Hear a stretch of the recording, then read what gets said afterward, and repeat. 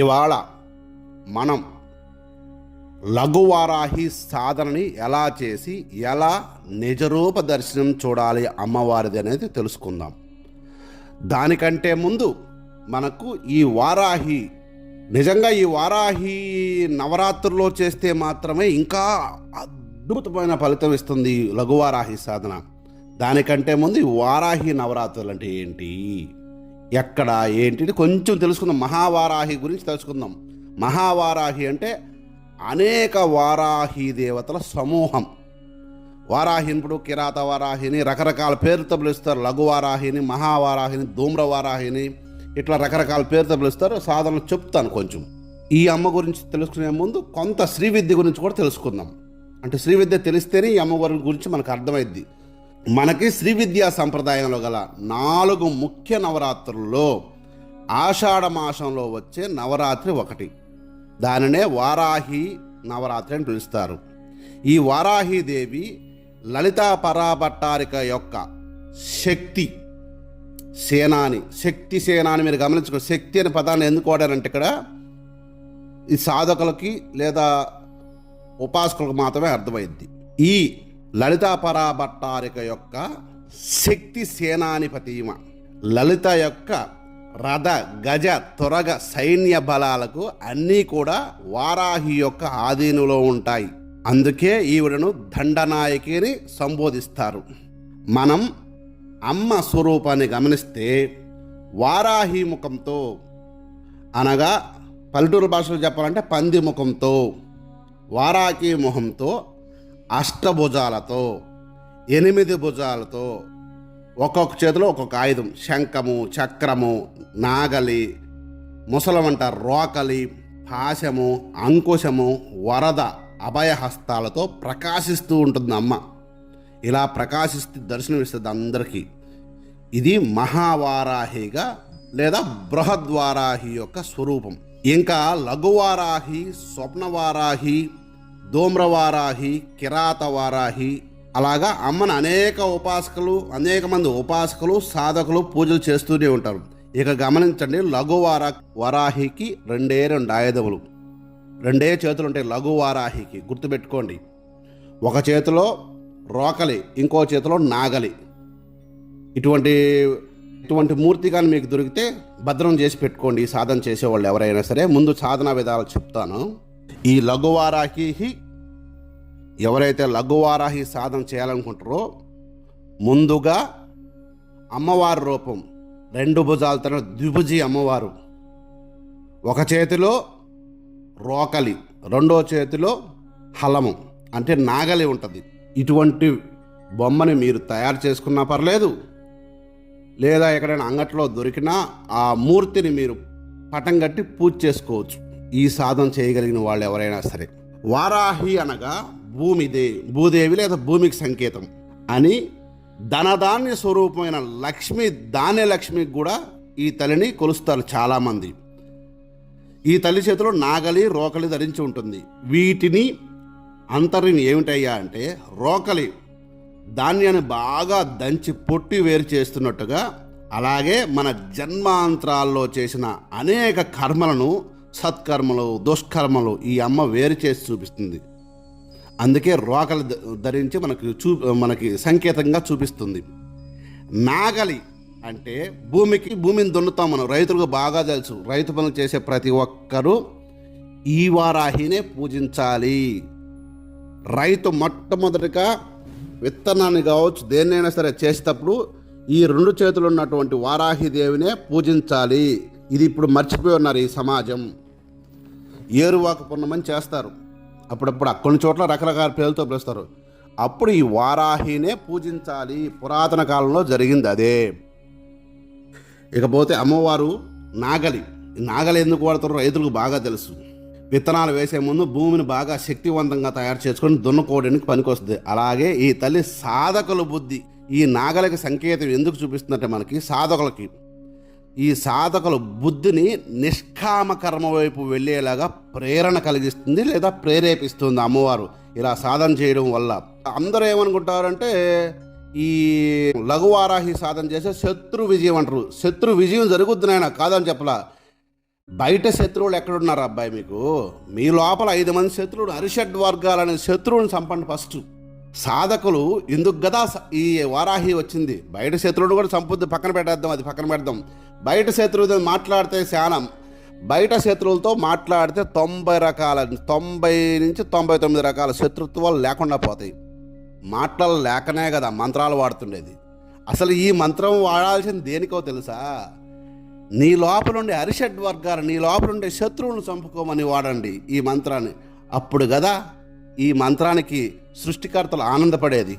ఇకపోతే పరాశక్తిలోని సౌమ్య రూపం శ్యామలాదేవి అయితే, ఆ పరాశక్తి యొక్క మహోగ్ర రూపమే ఈ వారాహి.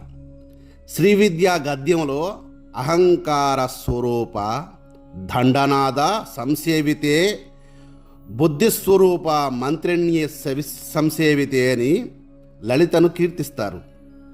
ఇంకా దేవీ కవచంలో అయితే ఆయురక్షంతు వారాహి అన్నట్టు ఈ తల్లి ఆయువును రక్షించే తల్లిగా చెప్పబడింది. ప్రాణాలను రక్షిస్తుంది, పంచప్రాణాలను రక్షిస్తుంది ఈ తల్లి. పంచప్రాణ సహితమైనటువంటి ఈ శరీరాన్ని రక్షిస్తుంటుంది ఈ తల్లి. అందుకు ఈ సాధన చేసేది. శత్రువులను చంపనేకి కాదు, నీ లోపలుండే శత్రువులను చంపరు అయ్యా. ముందు నీ లోపలుండే అరిషడ్ వర్గం బలీయమైన శత్రువులు నిన్ను అటు ఇటు పోకుండా చేస్తాయి, దాన్ని చంపనేకి కదా ఈ సాధన చెప్పుండేది.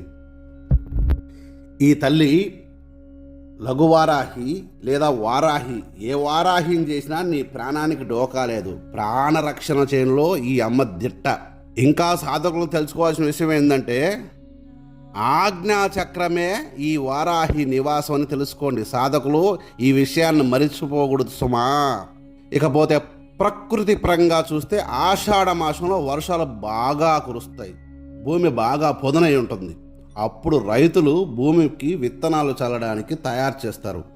అలా చేస్తేనే కదా దేశం ధాన్యంతో సుభిక్షంగా ఉంటుంది. అలా ఉండాలనేదే కదా ధాన్యలక్ష్మి స్వరూపమైన వారాహిని మనం ప్రార్థించేది. ఇక్కడ బాహ్య స్వరూపం, కానీ సాధనా స్వరూపం కూడా మీరు గమనించుకోండి. మీ మనస్సు అనే భూమిని, ఆ భూమికలకి ఇవన్నీ శుద్ధి చేస్తుంది అమ్మ. మహాప్రళయ భీకరంగా ఉన్నప్పటికీ అమ్మ రూపం మహాప్రళయ భీకరంగా ఉన్నప్పటికీ తల్లి కదా, ఎంతటి బిడ్డనైనా సరే కంటికి రెప్పలా కాపాడుకుంటుంది. ఎంత క్రోధంతో ఉన్నా సరే.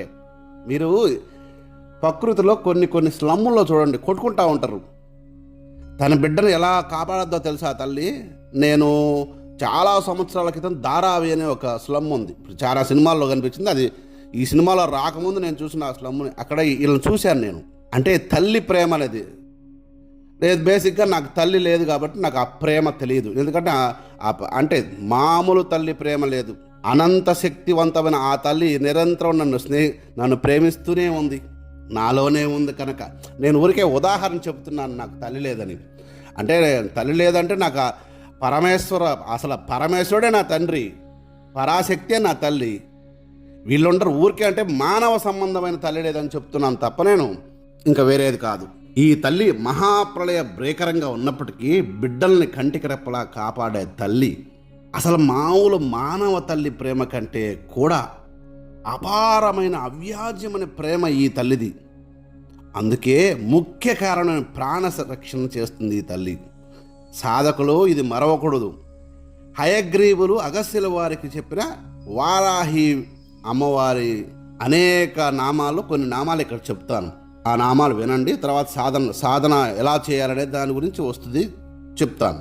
పంచమి దండనాద సంకేత సమయేశ్వరి సమయ సంకేతిని వారాహి మంత్రిని వార్తాళి శివ ఆజ్ఞాచక్రేశ్వరి అరిజ్ఞ అనే 11 నామాలు చెప్పి ఉన్నాడు ఆయన. దేశం సుభిక్షంగా ఉండాలని, మనమంతా ప్రశాంతంగా చల్లగా ఉండాలని, ధర్మం వైపు మనం నడవాలని, ఈ ప్రపంచాన్ని నడిపించాలని అమ్మ మహావారాహి పాదపద్మములు సదా మన హృదయ కమలంపై నిలిపి ధ్యానించి మహాశక్తివంతులు అవుదాం. కావాలి కూడా, నేటి సమాజానికి అది అత్యవసరం. ఇక్కడ అమ్మ మాచే మీకు చెప్పించబడినట్టు మా నోటితో పలికించినటువంటి లఘువారాహి సాధనా విధానాన్ని చెబుతున్నాను, సావధానంగా వినండి. ఇక్కడ లఘువారాహిని ఎలా సాధించాలి అనే విధానాన్ని పూర్తిగా చెప్తాను. మంత్రసహితంగా ఎవరైనా చేసుకోవచ్చు. ఇది చేసుకొని అమ్మ నిజరూప దర్శనం చూసుకోండి. లఘువారాహి సాధనకి 55 రోజులు దీక్షగా చేయాలి. వీలు కుదిరితే భార్యాభర్తలు ఇద్దరు కలిసి చేయండి. అమోఘమైన ఫలితాన్ని ఇస్తుంది అమ్మ. ఇక సాధనా సమయంలో బ్లూ కలర్ బట్టలు మాత్రమే, పురుషులైతే బ్లూ కలర్ పంచ, బ్లూ కలర్ మొత్తం బ్లూ కలరే వాడాలి. ఆడవాళ్ళైతే మాత్రం బ్లూ రవిక, అన్నీ బ్లూ వేయబడలేదు ఆడవాళ్ళు, ఓన్లీ బ్లూ రవిక కట్టుకుంటే చాలు. ఇకపోతే ఒక్క పూట మాత్రమే ఆహారం తీసుకోవాలి. 2 పూట్ల పాలు, మిగిలిన 2 పూట్ల పాలు పళ్ళు సరిపోతాయి. ఈ ఆహారం కూడా హవిస్ అయ్యి ఉండాలి. ఈ తినేదాన్ని హవిస్ అంటారు. హవిస్ అంటే అన్నం బాగా ఉడికించేటప్పుడు కొంచెం ఒక 4-5 స్పూన్లు శుద్ధమైన ఆవు నెయ్యిని వేసి అన్నం బాగా మెత్తగా అయ్యేటట్టు ఉడకబెట్టుకోవాలి.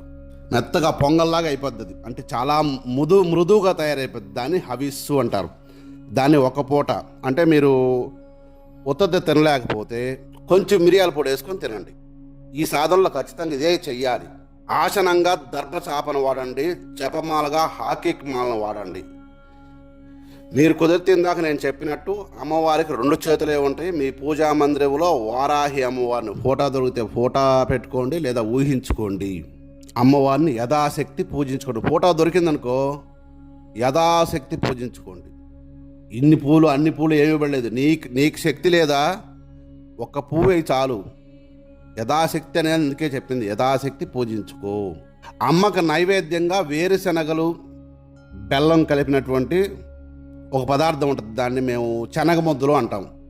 అలాగే ఏదైనా సరే బయట అంగట్లో కూడా దొరుకుతాయి. కాకపోతే మీరు చేయడం మేలు, మీరు చేసి అమ్మవారికి పెట్టడం మేలు.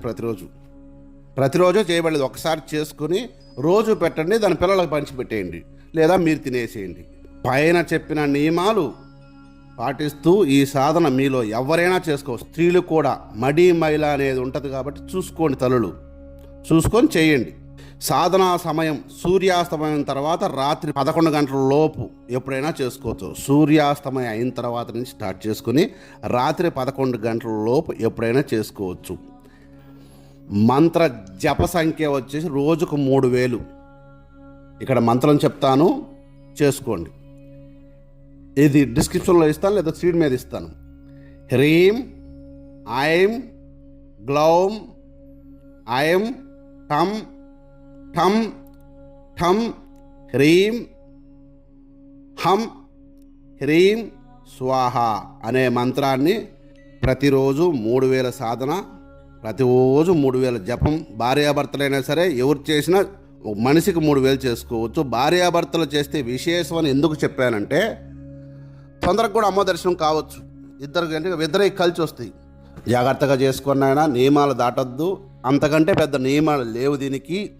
ఆ రోజుల్లో మీరు ఆ 9 రోజులు చేసుకుంటే ఇంకా ఫలితం లేదు. నిరంతరం ఈ అమ్మనే మేము ఉపాసన దేవతగా చేసుకుంటూ ఇంకా మంచిది నాయన. సర్వే జన సుఖినో భవంతు. వారాహి అనుగ్రహం ప్రాప్తిరస్తు.